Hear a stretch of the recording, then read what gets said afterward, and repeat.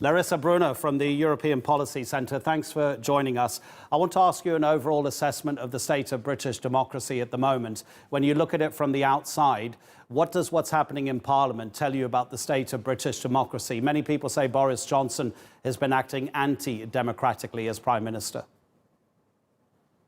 I think from the EU's perspective, the current situation certainly is somewhat frustrating because the EU gave the UK an extension of Article 50 until the 31st of October, and really with the advice to use the time wisely. And I think if you look at the UK domestic developments over the past months, then you could certainly question whether that has been a good use of the extension.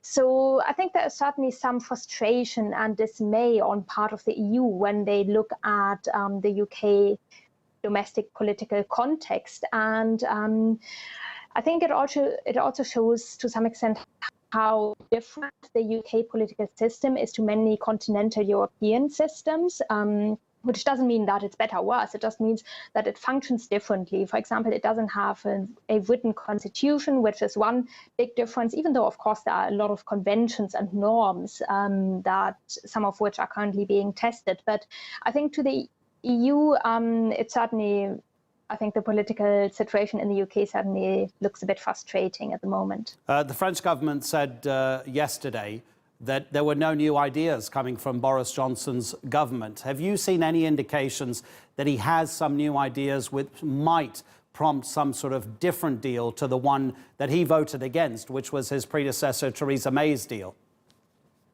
Well, as I understand, some ideas have been floating around, but there haven't been any well-developed proposals been put forward to replace the backstop for the Irish border.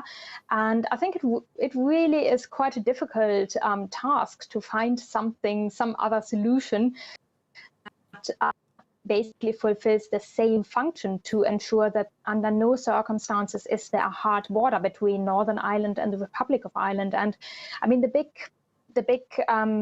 I think a lot of Brexiteers put a lot of hope in technology, but I think that has been disappointed to some degree, as the technology that would be needed simply isn't available nowadays, and you would still need some physical infrastructure somewhere. So as far as I understand it, there aren't really any viable alternatives to the backstop at the moment.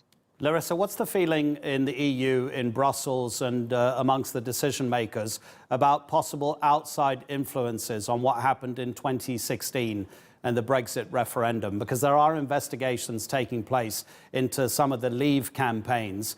There are many people, they're not a few, but there are many people who believe that there's been specifically interference from Russia, which has an overall aim of essentially trying to destroy the European Union. Allegations that he's been funding far-right parties, the League Party in Italy, that he's funding far-right parties across the continent, and that he wants the UK to leave the EU, to weaken the EU, and wants British citizens to believe that the EU is evil.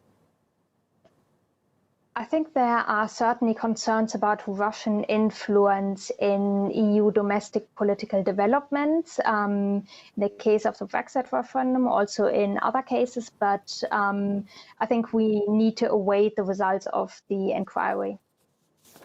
Larissa, thank you very much indeed. Really appreciate your time. Larissa Brunner from the European Policy Centre.